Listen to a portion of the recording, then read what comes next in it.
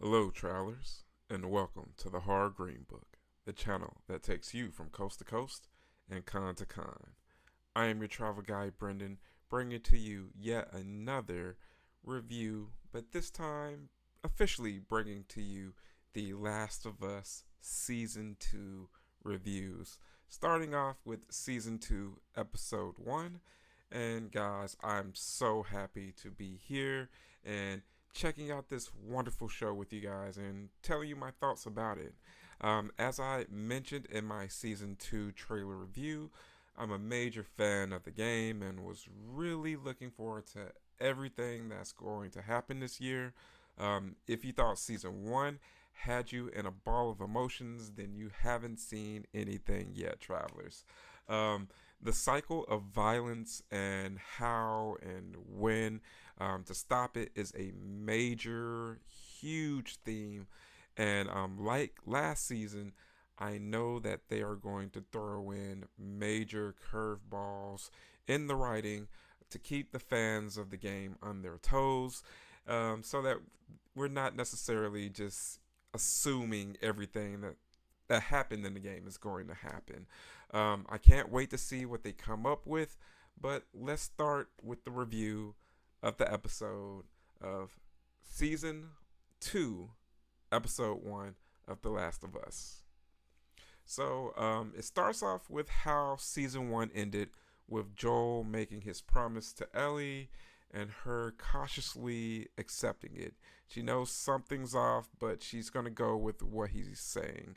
Then it transitions to the aftermath of the chaos that Joel left in the hospital, and we see a group of young people affiliated with the Fireflies mourning the losses of the people that they know, and they're debating with and how to take revenge.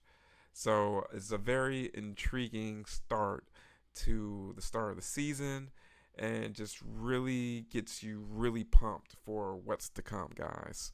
So time has passed, and Ellie is training in hand-to-hand combat. She's very triggered at the mention of Joel's name and the thought of her training partner going easy on her at the request of Jesse for Joel. Um, then we go to the outside of Jackson, Wyoming, which the setting looks absolutely beautiful in the winter, guys. It really makes me want to go out there for the winter and just take in that mountain setting. But this episode is mainly about how life is for those in Jackson after the story in season 1. We get Joel, who's working on projects with fixing electronics, and he's trying to stay busy while Ellie is acting pretty distant with him. He's not exactly 100% sure why she's mad at him. He's not even sure that she's even angry at him per se, as opposed to being just a young girl. But meanwhile, Ellie is trying to rebel against the wishes Joel has to protect Ellie and not put her in dangerous situations, of course, because Joel is pretty high up in the council of Jackson. So she, of course, charms her way into getting her way with Tommy, and it shows how their relationship has grown and how the community works there as well. So, as we are talking about the community, we see that it's been growing and growing a little too well. So we see Joel is having a discussion with Tommy's wife, Maria, about the acceptance and denial of people that are seeking help. They're showing up to the walls of Jackson and they need refuge. So, Joel's always been very hard, and he's not afraid to make the tough decisions for the betterment of his closest loved ones. For example, what happened at the end of season 1 with Ellie, and you have the decision of, the future of humanity and things getting better, and the life of this young girl who he's grown to love. So, he's debating on that, and you see a seed is planted about how he was once a refugee, and how he should possibly go about things in the future. Man, talk about a seed being planted there. But you could tell that it really struck a chord with Joel, and Pedro Pascal does such a great job of showing emotion without having to say a word. You could just really tell it really just put a weight on his shoulders, and he's thinking about things from a perspective that he hasn't thought about in the past. Um, we it's always good to see Catherine O'Hara. She's playing Joel's therapist. That he's actually paying for therapy in weed, which was very funny. So he's expressing his trouble with Ellie, but he isn't being totally vulnerable, and she can tell. She's also being very professional since Joel, as it has turned out, he has killed her husband sometime before the start of this season. So I'm assuming we're going to find out the circumstances with what happened with her husband, Eugene, since he's being played by Joey Pants, who is one of my favorite character actors. So I'm looking forward to seeing what goes on with that. And there was a very standout quote during Joel's session of, let me quote it, you can't heal something unless you're brave enough to say it out loud. And that's just something that just really stuck out to me. And you just know it's one of those things that's just going to really, really come home and hit home later on in the season. So we continue on to get more of Dina and Ellie's relationship. They are described as best friends at this point, but you can obviously tell that Ellie's crush on Dina is growing more and more as the time goes on. And they're heading off on patrol, and Dina is wondering who Ellie may be going to the New Year's Eve celebration dance with. And she makes a joke about the other lesbian in the camp, to which Ellie is a bit annoyed with that particular joke, until Dina offers to go with her. And it's such a sweet moment because Dina genuinely doesn't know about Ellie's crush, and it's only really seeing her as a friend. But you're wondering, is Ellie friend zoned? Is there hope? Hey, travelers will find out sooner than later. But we'll find out later because they stumble upon a blood trail that leads to a nasty mess involving a few infected and a bear. So they are supposed to go back, but they convince the patrol leader to do more reconnaissance. So it seems like an easy enough mission for the two of them to handle. But of course, the usual hijinks ensue, I should say, of a typical 19, 20-year-old girls getting together on the job. So we get to see our first example of stealth Ellie. So if you're familiar with The Last of Us 2, you're very familiar with that sight of her sneaking up on someone, jumping up on their back, and using her very crafty and trusty knife. So it looks very game accurate, and it just gave me that first moment of like, yeah, man, this looks right. So things are going well with that kill, and while they're celebrating that particular kill, the floor gives out underneath Ellie and she falls through. And so while she's waiting on Dina to make her way to her, she comes across an affected that's a bit different. Like this one's a little bit off, from all the other ones that she's come across in her past. And you guys know that she's made it across the country and back with Joel. So it doesn't respond and react like the typical affected, and it makes for a very creepy cat and mouse chase for a bit. And the infected gets the upper hand on Ellie and actually bites her before Ellie manages to kill that particular infected.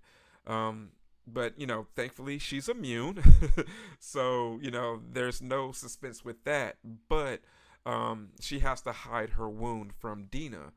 So she manages to cover that up, and they go back to the council back in Jackson to let them know that the affected Ellie came across was very tactical. It was very smart about the way it went about things. So she's letting them know, but they take things with a grain of salt, even with Dina backing her up. And you can tell that they're just like, maybe we should, listen to her, but they're young kids, they're probably screwing around. So later, Ellie has to go all Terminator in the mirror after the bite to alter it to not, make it so obvious that she was bitten. Not unlike the tattoo that's on her arm. So after she does that, Joel stops by and attempts to smooth things out with her, but he still can't open up to her. He sees her guitar needs some tender loving care, and he shuffles off to put new strings on it before trying to get Ellie to go off to the New Year's Eve celebration in town. Ellie decides to attend, but this is where she gets, this is where we get the hints of the love triangle dynamic between Ellie, Dina, and Jesse. So, Dina and Ellie end up dancing, and we get a beloved scene by The Last of Us fandom where they finally connect, and it's a very sweet moment and one of the few that we're going to get this season. Let me tell you, travelers. So they end up sharing a kiss, and it's noticed by a guy who's really bent out of shape about it. And before it can really escalate, Joel gets involved, and Ellie tells him off. She's really angry, and it makes an awkward situation even more awkward, and he ends up leaving. And you really hate to see them in this spot because they grew so close last season, and you can tell they really have love for each other. There's a genuine love and connection, and numerous times it's mentioned how Ellie is a daughter figure or a daughter to Joel. So while Ellie comes across Joel as she's walking back home, he's on the porch, and she goes out of her way to avoid him. And after that, you see a sequence where people are playing with sparklers. It's New Year's Eve, so you're not getting fireworks, but you get sparklers. People are having fun and playing around, and one is dropped on the ground. And you see there's this pipe that was opened and being worked on earlier in the episode, and it's filled with this very weird foliage that looks like tumbleweed. So it's like these bushels of weed in there, and it kind of looks like the cordyceps, but it kind of starts to move in, I'm guessing, reaction to the light. Could it be reaction to the warmth from the sparklers? It's very strange, but it presents a very new threat that gave me reason to pause, as there was a worker that was obviously working on that particular pipe, and they noticed it, but they didn't do anything about it. But I'm guessing it's because they are used to seeing the cordyceps looking a particular way, and this one looked very different.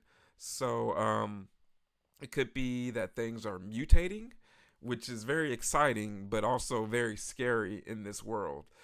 And so finally, we are just left with a final shot of the episode, which is a very ominous one, as Abby and her friends are in hot pursuit towards Jackson to find Joel. And wow, guys, anyone that has played the games probably took a very deep breath at that moment because we all know. So I pretty much figured tonight's episode would be kind of like this. We needed to catch up on our loved characters and see what they've been up to after the conclusion of the first season. We introduced a couple of new characters, and there are many more to come in the upcoming weeks, travelers.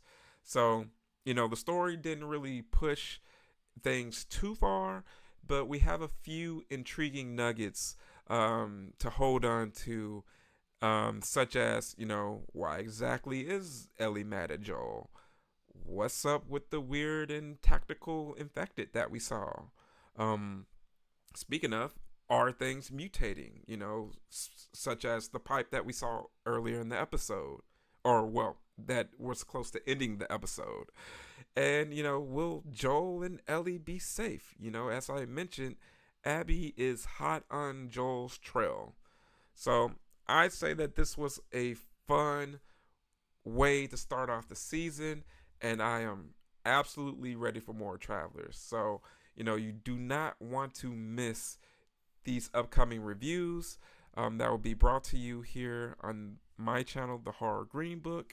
So, travelers, if you're new here, definitely want to stick around, hit that subscribe button, make sure the notification bell is rung, because if you are a fan of all things horror, whether they may be horror conventions, filming locations, reviews, exclusive film premieres, everything, guys, you want to stay tuned. Give me one of those Ash Williams severed hands, or what we call on this channel the thumbs up button or the like button, and comment in regards to your thoughts on tonight's episode and how you think season 2 will be for The Last of Us season 2, travelers. My name is Brendon, and I am your travel guide here for the Horror Greenbook, saying thank you so much for checking out my review on this absolutely fantastic show, and I look forward to you coming around more. And travelers, I will end off by saying that it's scary in those streets, so let me know that you made it home safely.